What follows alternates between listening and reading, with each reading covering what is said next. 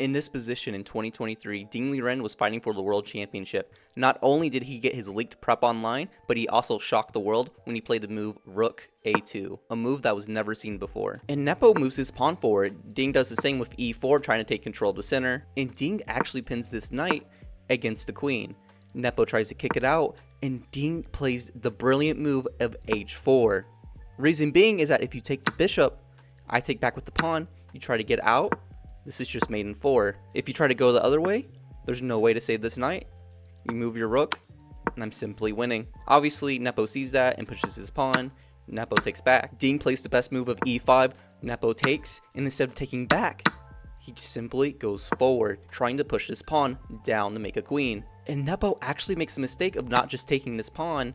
Nepo tries to stop that and puts his knight back, but this is a huge mistake. The reason being is that I can just keep going forward, I can attack your knight, and there's no way to stop this pawn from going forward. And now Yan tries to get his knight out the way to attack this pawn, but it's actually too late because I get my knight involved to protect this pawn and to attack your queen. And Nepo has to move his queen back to stop this pawn from advancing, and we're actually going to play the move of Queen D3.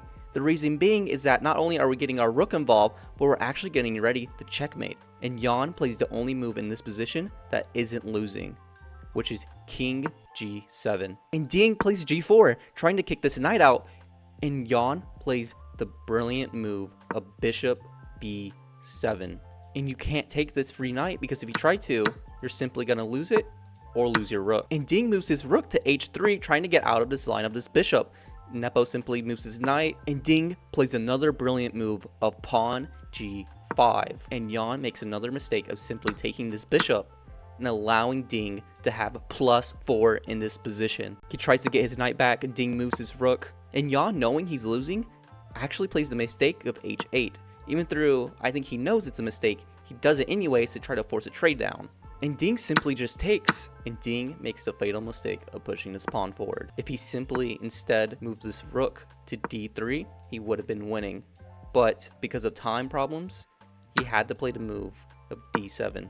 And what you'll notice is that Ding is now giving checks, but he's not trying to get a draw. He's actually trying to gain up on time. And what's crazy is that this position is still winning for Ding. It's +4. But Ding makes the fatal mistake and simply not taking this rook and plays the move King D1.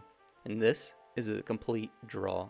Nepo takes this pawn, Ding goes back with his king, and Nepo can get back to stop this pawn from advancing. Ding tries to get his bishop to help him. Yan simply pushes his pawn, and even though Ding has a pawn on the 7th rank, Nepo was able to make a draw.